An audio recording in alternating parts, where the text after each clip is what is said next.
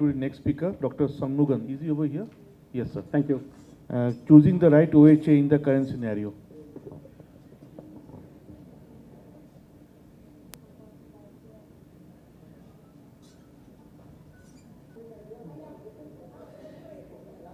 Thank you, chairpersons. I thank the organizing team for the wonderful opportunity. Whatever we talk about cardiometabolic syndrome, sarcopenia, ultimately we have to treat diabetes with OHAs. So this is the session's today's last talk. I am going to discuss around another 10 minutes. The time has been reduced to 15 to 12, now to 10 minutes. So I have to finish by 10 minutes. So choosing the right oral hypoglycemic agents, there is no conflict of interest for my talk. I start with a case. It is a 46-year-old male businessman, recently detected as diabetes. Family history of diabetes is present. Family history of complication also present. He has BMI of 30, fasting 168, postprandial 269, HbA1c of 8.7, and LDL is high. It is not started on many medications. What treatment regimen would you prefer to use this patient? So we all know that type 2 diabetes is a progressive disease. It is a combination of insulin resistance and insulin deficiency. And we all know that there is some basic studies are there to understand about diabetes management. Wikipedia, our previous chairman, also pointed out that early good glycemic control have a long way to follow it up. ACCORD and ADVANCE tell us after 10 years, unity B tight control is always harmful than relaxed control. And cardiovascular outcome trials. This is the trials which change the entire scenario.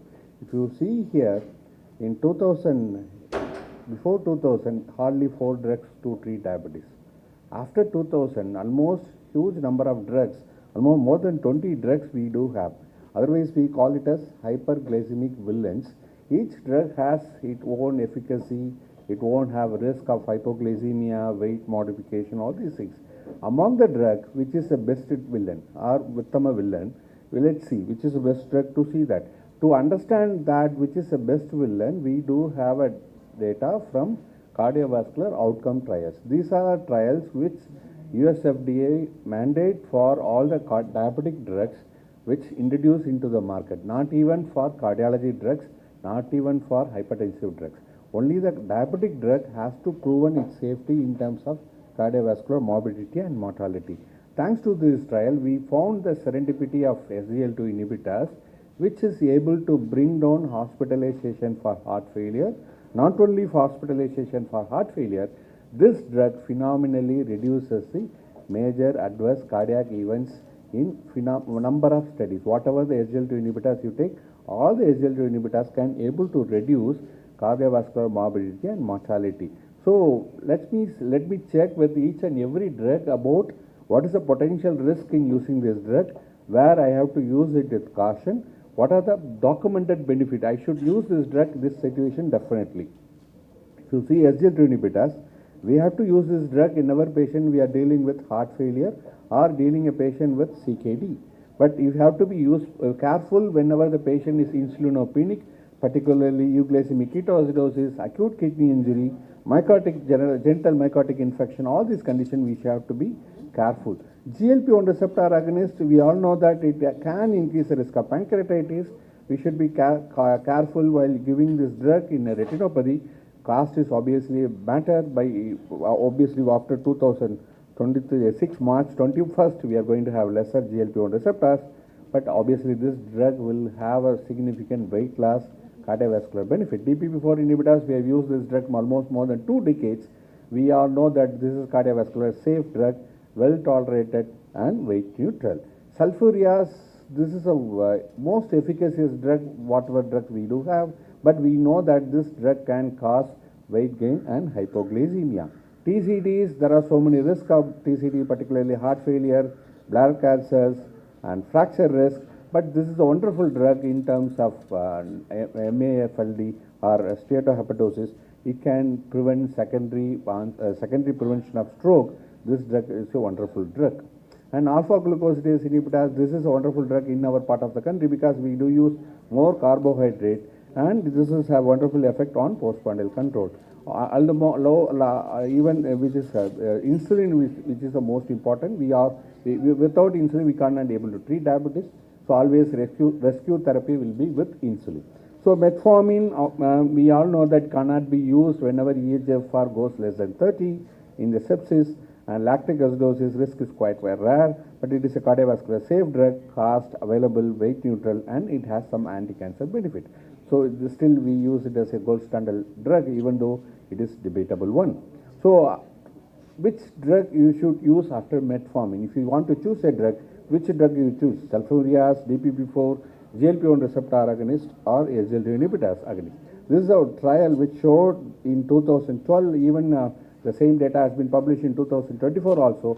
Whatever the drug you add on after metformin, the HbA1c response almost similar.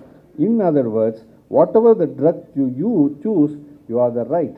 Individualization is the key. If you say individualization, we should keep in mind that whatever the international recommendations suggest that ADA, ACE, and EASD, and what about the trials, particularly the UKPDS trials and the cardiovascular outcome trials and safety outcome comorbid, ultimately the cost.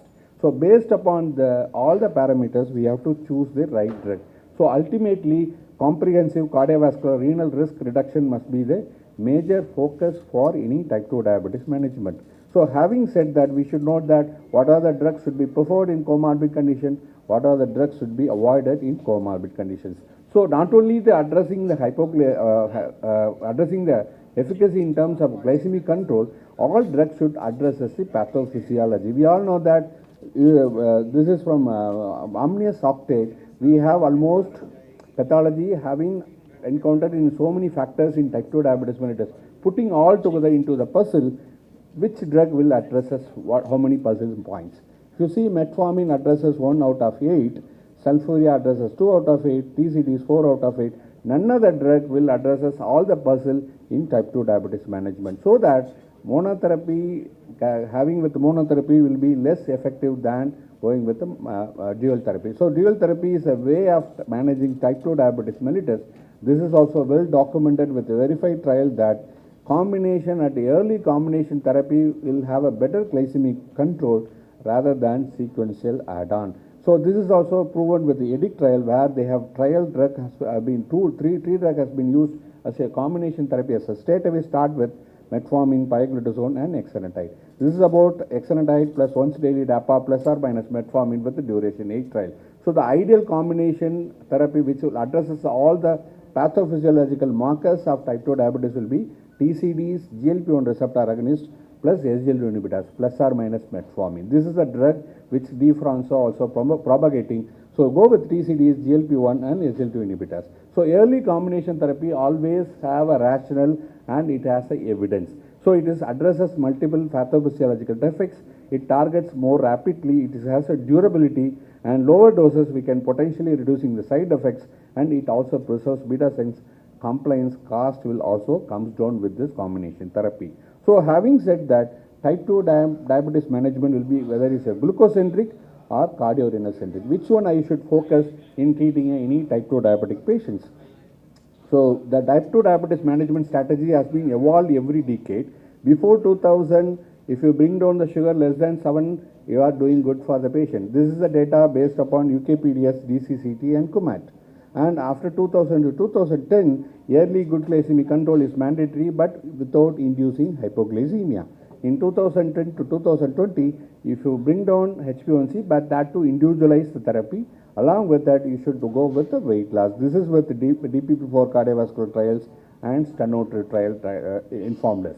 And currently we are dealing with not only hypoglycemia, we are dealing with cardio-renal metabolic safety because of all the cardiovascular outcome trials, SGLT2 inhibitors and GLP-1 receptor. Cardiovascular renal risk reduction along with metabolic safety will be the major focus of therapy. So having said that, always assess the patient with cardiovascular status, look for kidney function, and consider whether we need to go for weight loss or not, and reduces the risk of hypoglycemia and the patient preference. Patient can able to go with the cost of therapy, whatever we do promote. So, and looking for assess the comorbid conditions, particularly heart failure, CKD, atherosclerotic heart disease, and considering all these parameters and cost, access solutions, and adherence factors, so you decide the drug. So all the recommendations, ADA recommends GLP-1 receptor agonist for atherosclerotic heart diseases, SGLT inhibitors for heart failure, SGLT inhibitors CKD. And for weight, GLP-1 receptor agonist. AS recommends monotherapy if you go with 7.5 to 9, dual therapy. If it is more than 9, triple therapy. I think this is the best way of managing type 2 diabetes. This is the Italian guidelines which applicable to our country also. If patients no cardiovascular event, no heart failure, eGFR is more than 60, metformin is still a preferable drug. Second line will be SGL2 GLP-1 receptor agonist. If a patient already had a cardiovascular event, instead of going for metformin, either you go with GLP-1 receptor agonist or SGLT inhibitors. If a patient having heart failure, obviously SGLT inhibitors will be the first line of therapy. So as a patient, choose the right patients, start with metformin, with or without metformin as per the patient, and always prioritize cardiorenal protection, individualized therapy, empower through education, embrace and combine early. This is a way to manage. So come to this patient, which drug you want to choose.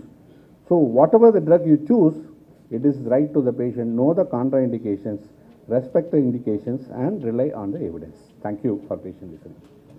Thank you, Dr. Shanmugam. Very well said. Any questions from the audience? Thank you. Okay, thank you.